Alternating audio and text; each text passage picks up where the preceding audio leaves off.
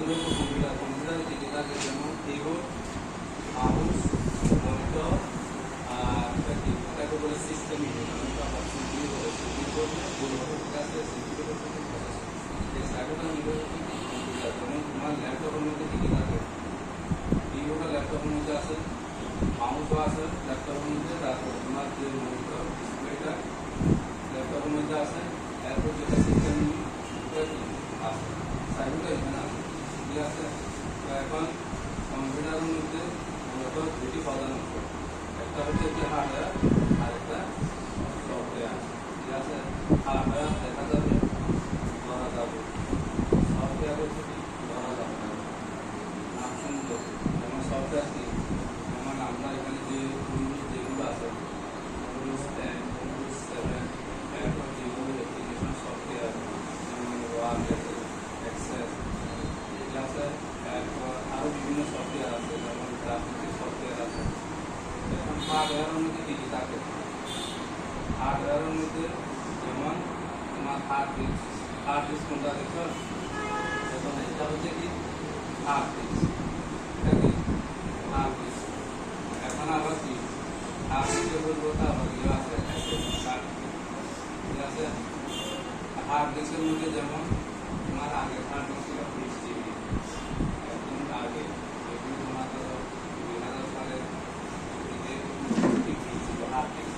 এরপরে 20 জিবি থেকে 40 GB, 40 GB থেকে 80 জিবি, এরপর তোমার 160 জিবি, 320 জিবি, 500 জিবি, এরপর 1000 জিবি, ঠিক আছে। হার্ড ডিস্ক, ওই হার্ড ডিস্ক কত জিবি এগুলো যেমন তোমার হার্ড ডিস্কের এখানে লেখা থাকবে, যে হার্ড ডিস্কের বডি আছে এখানে লেখা থাকবে। অথবা ধরো তুমি যখন তোমার কম্পিউটার, একটা কম্পিউটার মধ্যে তুমি ওইখানে সব সেটিং করা থাকে, তুমি কম্পিউটার যেটা সিস্টেমে বক্স যেটা না করে এটা তুমি কম্পিউটারের মধ্যে এখানে সিস্টেমে গিয়ে দেখতে পারবে হার্ড ডিস্ক কত আছে, র্যাম কত আছে, তারপর তোমার প্রসেসর, ঠিক আছে। তাহলে এখানে তোমার হার্ডওয়্যারের প্রথম এটা কি হার্ড ডিস্ক, ঠিক আছে। এটার কাজ কি? হার্ড ডিস্কের কাজ করতে তোমার যাবতীয় যা তথ্য আছে, ছবি হচ্ছে, ডাটা আছে, যা কিছু তুমি হার্ড ডিস্কে কি জমা করে রাখতে পারবে। যত হার্ড ডিস্ক বেশি থাকবে তত বেশি পাই রাখতে পারবে, ঠিক আছে।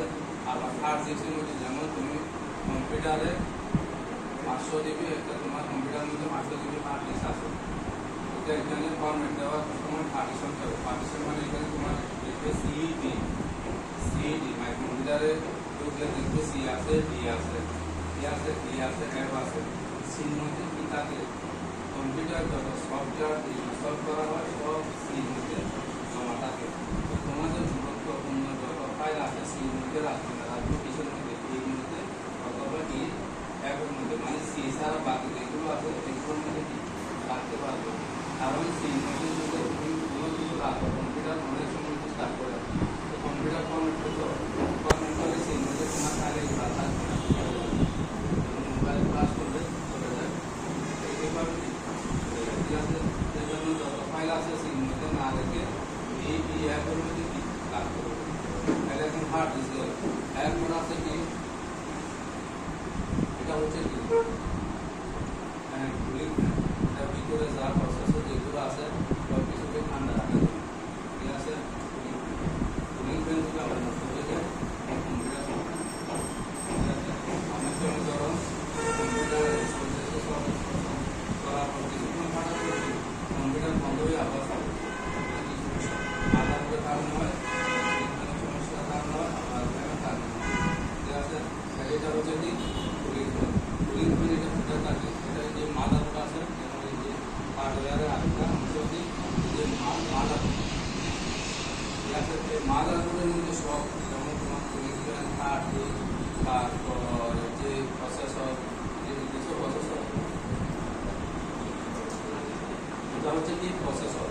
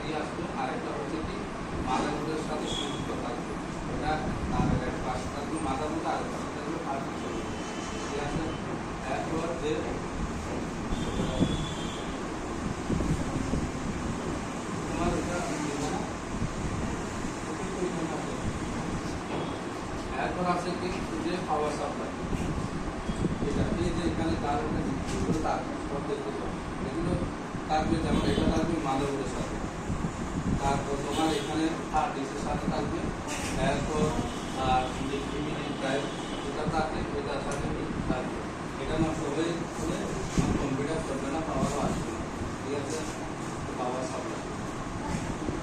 আর একটা আছে কি র্যাম, পুরো একটা র্যাম আছে,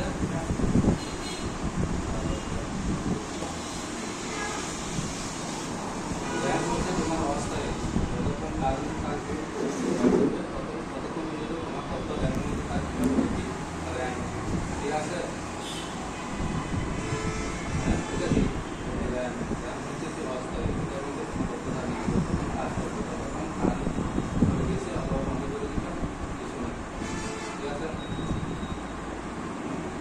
তাহলে এখন তোমার যে হার্ডওয়্যারের